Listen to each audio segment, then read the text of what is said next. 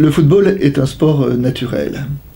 Prenez un petit enfant, présentez-lui un ballon et sa plus grande joie ce sera de donner un coup de pied dedans. Le football c'est un sport d'éducation populaire, je veux dire il est joué de façon universelle avec un ballon, avec une balle, avec une boule de papier bien serrée entourée de scotch, avec même une boîte de conserve et pour les buts parfois deux manteaux ou deux cartables font l'affaire. Le football est un spectacle qui parfois est décevant, mais qui de temps en temps peut être passionnant. C'est un spectacle intéressant parce que les buts sont rares et que parfois ce ne sont pas les plus forts qui gagnent.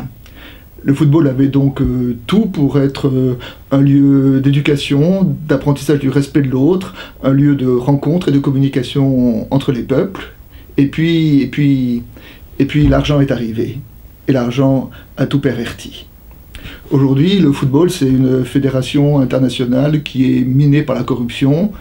Son président a été élu, il a démissionné quelques jours plus tard. On ne sait si lui-même est corrompu, mais en tout cas, il préside une structure qui est habitée par la culture de la corruption. Le football, c'est une économie de casino avec des jeunes qui sacrifient tout pour essayer d'arriver en haut de l'affiche. Et rares sont ceux qui y arrivent. Et pour cela, ils gagnent de l'argent, trop d'argent et non souvent pas la structure morale nécessaire pour pouvoir assumer une telle condition. Le football c'est devenu un sport dans lequel ce sont les plus riches qui gagnent. La semaine dernière nous avons célébré le Paris Saint-Germain qui avait gagné 4 titres en France.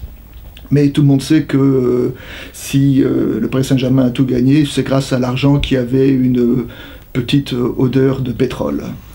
Le football, c'est encore une fois la Coupe du Monde organisée les 2 prochains pays, la Russie et le Qatar. Et nous savons que ces 2 pays ont eu la Coupe du Monde pour des raisons essentiellement diplomatiques, pour essayer d'exister sur la scène internationale.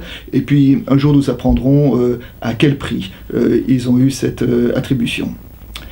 Alors voilà, il y a un verset de l'Évangile qui nous dit « Vous ne pouvez servir Dieu et Mammon ». Il voulait dire par là que Mammon, qui est une façon de désigner l'argent, mais qui est une façon de désigner l'argent dans sa structure diabolique, c'est-à-dire dans sa structure totalitaire, dans sa structure où il a tendance à occuper, à pervertir tout ce qui le touche lorsqu'il devient hégémonique. Eh bien, aujourd'hui, ce qui arrive au football est une parfaite illustration de ce verset de l'Évangile.